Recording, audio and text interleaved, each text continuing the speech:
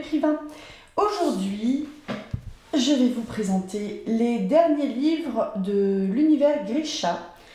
Après la vidéo sur la trilogie Grisha avec pour héroïne Alina Starkov, la duologie Six of Crows avec pour héros les Crows, et après King of Scars qui est une duologie sur Nikolai Lantsov et Zoya Nazialensky, je vais vous parler des deux recueils de contes de nouvelles et de Monster in the Wood, Demon in the Wood, qui est un préquel, un roman graphique préquel consacré au Darkling et à son enfance en particulier. On va commencer par mon préféré, qui est de toute beauté. Et comme vous avez le constaté, je suis en train de le lire. Je vous parle du Chant des Ronces, conte de minuit et autres magies sanglantes de Leigh Bardugo aux éditions Milan. C'est traduit de l'américain par Anat Rivellin. Le design de couverture, c'est Nathalie C. Souza et Hélène Duda. Si l'amour s'exprime avec des fleurs, la vérité exige des épines. 6 contes où règne passion, trahison et vengeance. Un recueil magnifiquement illustré. Je vais vous montrer cette beauté. Vous allez constater qu'elle a un petit peu vécu. Donc c'est la collection Page Turner. Je suis en pleine relecture de l'univers vu que j'écris une fanfiction en crossover avec Harry Potter qui s'appelle La Mère Exil et qui prend place entre la fin du premier tome et le début du deuxième tome de la trilogie Grisha, avec des éléments de ceci. Et ça va peut-être être mieux avec le micro. Je recommence pas, je m'en fous. On a une petite bio de Leigh Bardugo et de Sarah Kippin, qui est l'illustratrice du recueil. Leigh Bardugo est née à Jérusalem et a grandi à Los Angeles. Diplômée de l'université de Yale, elle vit actuellement à Hollywood. Elle est l'autrice de la trilogie Grisha, des duologies Six of Crows et King of Scars, Le Chant des Ronces et Le Livre des Saints viennent compléter cet univers. Ces romans forment le Grishaverse. Traduit en 38 langues, le Grishaverse fait l'objet d'une adaptation Netflix qui a été malheureusement annulée au bout de la saison 2. Sarah Kippin est une illustratrice principalement connue pour ses œuvres de fantasy qui mettent en scène des personnages féminins forts et indépendants. Son style s'inspire des débuts de l'animation et des peintres romantiques. Sarah est diplômée de l'Université d'art du Maryland et vit à Burbank, en Californie. Pour Gamine, le bébé puissant. Tu vis de tes étagères et connais déjà ce livre par cœur? Donne-le. Très bien. Donc, il y a 1, 2, 3, 4, 5, 6 contes et une note de l'auteur. Il y a un conte Zemeni, je vous montre un conte Zemeni, Ayama et le bois aux épines. Zemeni, c'est les habitants de Novizem d'où vient Jasper. Les contes Ravkan, le renard trop rusé, la sorcière de Duva, Petite lame, donc Ravka. Les contes Kersh, dont la capitale est Ketterdam, le prince soldat, et un conte Fierdan, quand l'eau chantait le feu. Je vais vous lire le début de Ayama et le bois aux épines, qui est le conte Zemeni. L'année où l'été s'éternisa, la chaleur pesait sur les prairies, aussi lourde qu'un cadavre. Les herbes hautes partaient en cendres sous le soleil impitoyable. Les animaux tombaient les uns après les autres dans les champs desséchés. Cette année-là, seules les mouches furent heureuses. La reine de la vallée de l'Ouest connut, quant à elle, de sérieux ennuis. Nous savons tous comment la reine devint reine. Nous savons comment, malgré ses haillons et son humble naissance, sa beauté attira l'attention du jeune prince qui la fit venir au palais, où elle fut vêtue d'or et ses cheveux parés de bijoux. Tous durent s'incliner devant cette jeune fille qui n'était qu'une simple domestique quelques jours plus tôt. C'était avant que le prince soit couronné, lorsqu'il était encore sauvage et intrépide et qu'il chassait tous les après-midi sur le cheval rouge qu'il avait dompté lui-même. Cela lui avait fait plaisir de contrarier son père en choisissant une fille du peuple plutôt que d'assurer une alliance politique au royaume. Comme sa mère était morte depuis longtemps, il manquait de conseils avisés. Le peuple s'amusait de ses excentricités et se laissa charmer par sa jolie épouse, et pendant une période, le jeune couple vécut heureux. La princesse donna naissance à un beau poupon joufflu qui gazouillait gaiement dans son berceau, entouré de l'amour grandissant de ses parents. Je ne vais pas aller plus loin.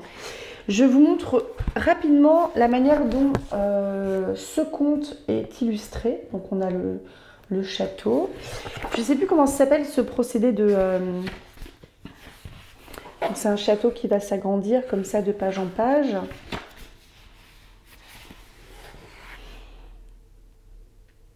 Je le trouve magnifique. Donc, comme vous le voyez, c'est un conte qui est assez long, il y en a 6.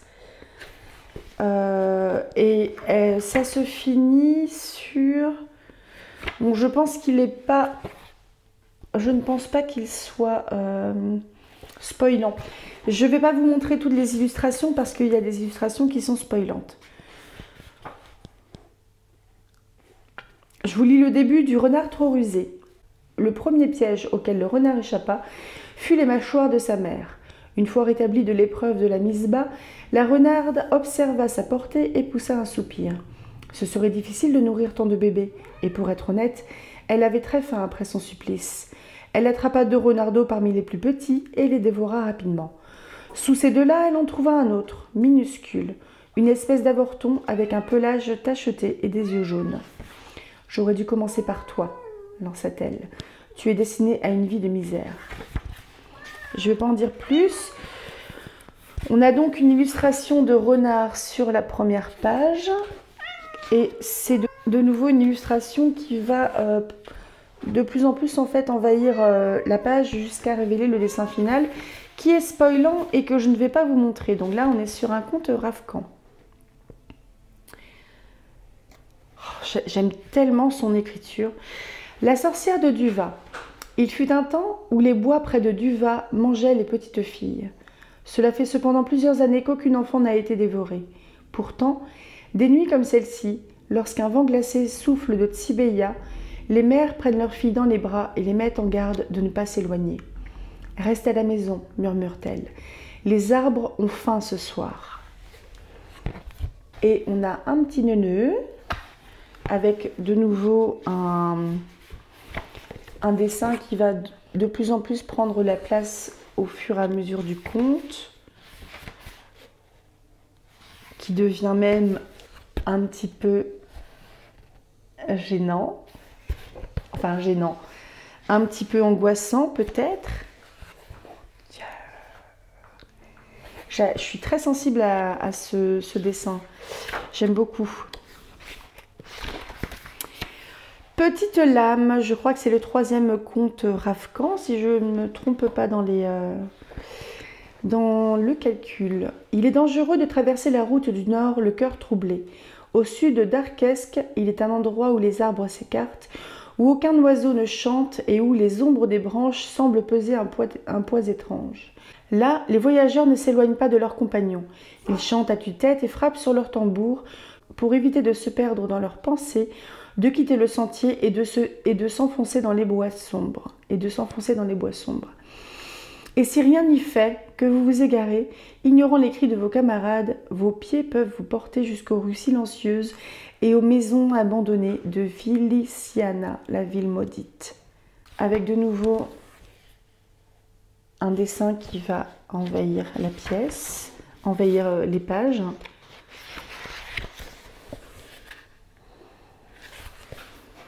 Il faudrait que je les relise là, parce que j'avais commencé à les lire il n'y a pas très longtemps. Je ne vous montre pas la page finale parce que, l'illustration finale, je pense qu'elle est spoilante. On a le prince soldat. Tout était la faute de l'horloger. Il est évident que monsieur et madame Zelverhaus n'auraient jamais dû le laisser entrer chez eux. C'est le problème avec les démons.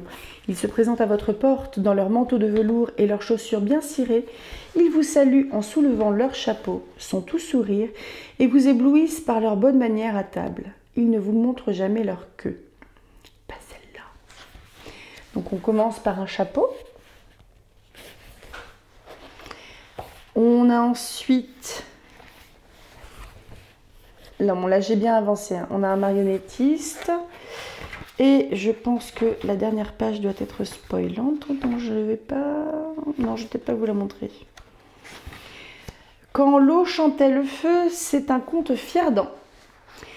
Vous espérez conclure un marché, alors vous venez dans le nord jusqu'au bout des terres, là où il est impossible d'aller plus loin. Sur la côte rocheuse, vous regardez les vagues s'écraser sur les grandes îles aux contours noirs et irréguliers.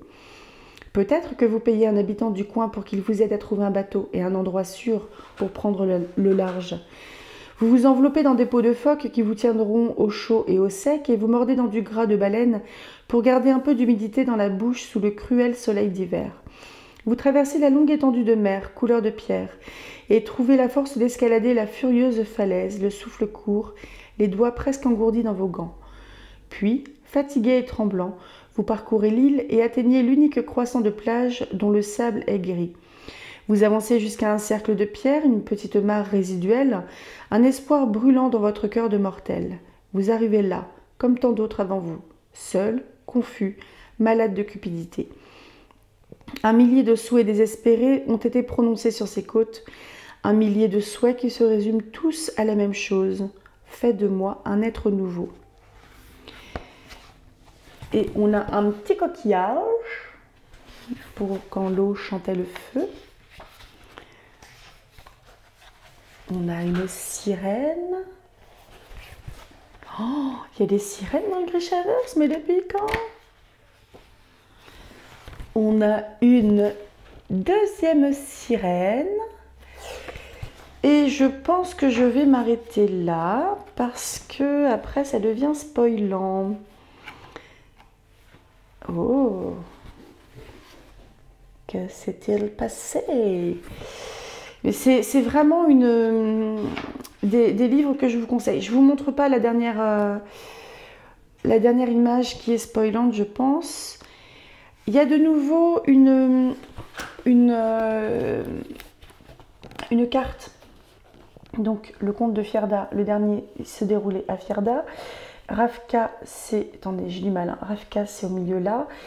Il y avait un conte... Il n'y avait pas de conte Shuan. Kersh, c'est l'île où sont les... c'est l'île où se déroulait une partie des Six of Crows. Et Zemeni, c'est le continent en face. Avec Novizem et les colonies du sud où il y a de l'esclavage dans le sud de Novizem. Donc si vous aimez le Grishaverse, je vous conseille très fort de lire au minimum la trilogie Grisha avant de vous pencher là-dessus. Si vous avez vu les 2 saisons de la série Shadow and Bone, il y aura, il me semble, dans ce livre-là, je crois bien, un personnage qui vous sera familier, qui apparaît dans la seconde saison. Je ne peux pas être plus vague. Et c'est vraiment un recueil que je vous conte, c'est très très très joli. Et le Chant des Ronces, c'est vraiment les contes qui sont racontés dans cet univers-là, qui est quand même pétri de superstition, mais également pétri de la religion. Donc voici le livre, savoir le livre des saints. Donc le livre des saints, c'est pour ceux qui ont vu la série ou lu au minimum la trilogie Grisha, c'est la religion de l'apparat, avec Au final, ce sont des Grishas, donc des personnes qui ont des pouvoirs qui sont liés aux éléments, ou liés à la vie ou à la mort, liés à la matière. Et ces personnes-là, parmi ces Grishas, il y en a qui ont accompli des choses plus grandes ou plus terribles ou plus belles que d'autres, qui peuvent apparaître dans le Chant des Ronces de manière très romancée, ou qui peuvent... Donc dans le Chant des Ronces, on est plutôt du côté de la superstition, et dans le livre des saints, on est plutôt du côté de la manipulation des foules pour les amener vers la religion. Sancta Elisabetta des Roses, Sanct Juris le pourfendeur, Sanct Démiante du Givre. Découvrez le panthéon du Grishaverse à travers 28 portraits magnifiquement illustrés. Ah oui, je vous préviens, c'est vraiment 28 portraits. Vous avez vu que c'est un livre qui est très court, donc c'est vraiment des... Je crois que les nouvelles font entre 1 et 3 pages, donc c'est très très court. Personnellement, comme je ne suis pas très adepte des nouvelles, les formats très courts comme ça ont plus tendance à me frustrer qu'autre chose. Mais je le trouve quand même plutôt efficace. Et il y a par exemple Alina et le Darkling dedans, dans une version qui est totalement différente de celle de la trilogie Grisha et des suites, qui peuvent être considérées comme entre guillemets l'histoire avec un grand H de ces personnages-là. C'est toujours traduit de l'anglais par Annette Riveline. Ah, c'est noté que Netflix. Oh, vous avez vu comme c'est beau. C'est beau leur écriture, hein. Franchement, il y a un super travail au niveau du design, je trouve. Donc c'est toujours, pardon, aux éditions Milan, collection Page Turner, j'imagine. À ceux qui gardent la foi grâce aux histoires. Design de Nathalie C. Souza, illustration, je pense à l'intérieur, de Daniel J. Zollinger. Et la couverture, c'est Fanny Demex. Ça date de 2021 et donc effectivement la série était sortie. Donc on a des histoires qui sont très courtes. Il me semble pas qu'il y a de table des matières. On a par exemple Sancta Margareta. Je vais vous lire des petits bouts comme ça de début, mais vous allez voir, vous voyez, Sancta Margareta, elle fait un petit 5 pages, 4 pages, pardon. Et la suivante, elle en fait que 2, à peine. Je vais vous lire des petits bouts comme ça au passage, je vous montrerai les illustrations, si c'est pas trop spoilant, d'après mes souvenirs. Donc, Sancta Margareta. Comme cela se produit souvent à Ketterdam, un démon s'était installé dans un des canaux. Cette fois, il se trouvait sous un pont du Garden District. C'était un monstre affreusement vilain, avec des griffes, un corps recouvert d'écailles et une longue langue rouge. Tous les jours, en rang 2 par 2, les enfants traversaient ce pont pour aller à l'école et rentrer chez eux. Ignorant qu'un démon s'était installé en ville, ils riaient et chantaient avec insouciance. Un jour, sur le chemin de l'école, alors qu'ils descendaient du pont et s'engageaient sur la route pavée, ils entendirent une voix murmurer « Georgie, Georgie, ce sera toi le tout premier. » Bon, la petite nouvelle étant extrêmement courte, je ne vais pas vous en dire plus. Vous avez Sancta Anastasia, qui fait 2 pages. Sancte Co et Sancta Neyar, pardon. J'adore, elle est trop belle. Elle ne fait que 2 pages, je ne vous dis pas plus. Sancte Juris le pourfendeur, je ne vous montre pas parce que ça peut être spoilant. Sancta... Ah bah il y a une belle faute de frappe là. Je vous montre la faute de frappe. Sancta Vasilka. Normalement c'est Sancta. J'avais pas fait gaffe. Sancte Nikolai, c'est pas Nikolai Lontsov. Je vais vous lire le bout. Je vais vous lire le début de ce conte-là. Il est un petit peu plus long que les autres. Il fait 1, 2, 4, 5 pages. En des temps très lointains, un navire prit la mer. Rapidement, il acquit une solide réputation grâce aux qualités de meneur d'hommes de son capitaine et aux talents de ses marins. Il glissait avec aisance dans les criques et les ports et se faufilait sans mal entre les rochers et les glaciers, tel un danseur sur les flots. Poussé par l'arrogance de son capitaine et par la cupidité, l'équipage en vint à oublier le bon sens et la prudence. « Quel vent oserait freiner mon navire ?» cria le capitaine pour défier les cieux. Comme c'est très court, comme d'habitude, je ne vous le dis pas plus. Sancta Elisabetta des Roses fait quelques pages, mais je ne vous en dis pas plus. Et je ne vous montre pas l'illustration. Sancta Maradi. L'illustration est magnifique. Sancta Maradi ne fait que 2 pages. Puis en plus, vous voyez, quand la page est finie, vous avez cette page de garde aussi, donc c'est vraiment très court. Sancte Démien du Givre. Il lui est arrivé des bricoles à lui. Sancta Maria du Rocher. Elle fait 2 pages également. Je trouve ça trop mignon. Sanct Emerens. Emerens. Fait 3 pages. Il faut vraiment que je les relise.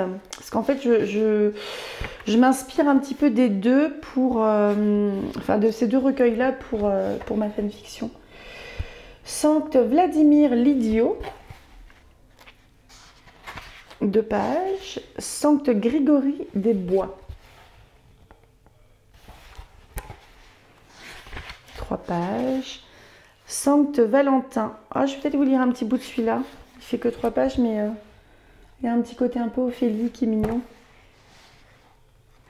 Quelques jours à peine avant son mariage, une jeune femme tomba malade. Et malgré le combat qu'elle mena et les soins qu'on lui prodigua, elle succomba.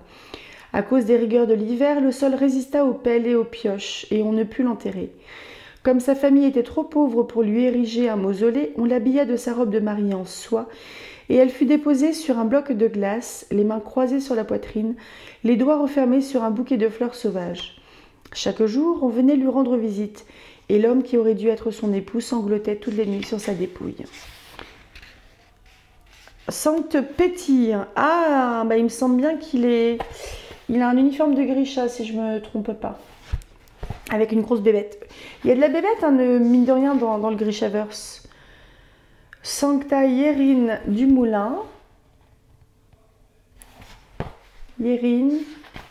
2 pages. Sanct Félix du Verger.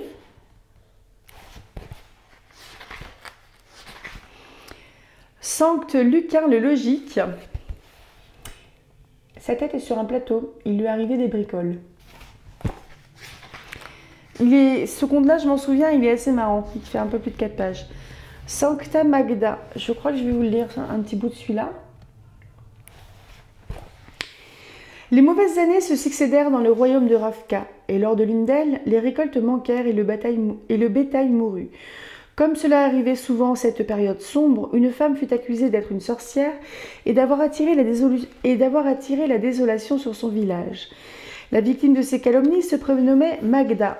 Elle était connue pour les remèdes de toutes sortes qu'elle concoctait. Il lui arrivait même de mettre des bébés au monde à qui elle donnait du porridge quand leur mère affamée n'avait pas de lait pour les nourrir. Elle ne s'était jamais mariée et n'avait pas de famille pour la protéger. Il fait 3 pages. Sanct Egmond. Les illustrations sont magnifiques. Si je trouve un compte Instagram ou un truc comme ça de l'illustrateur, je vous le montrerai. Sanct Ilia l'Enchaîné.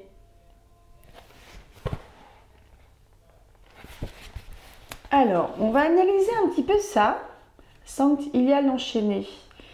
Est-ce que vous vous souvenez des amplificateurs d'Alina ?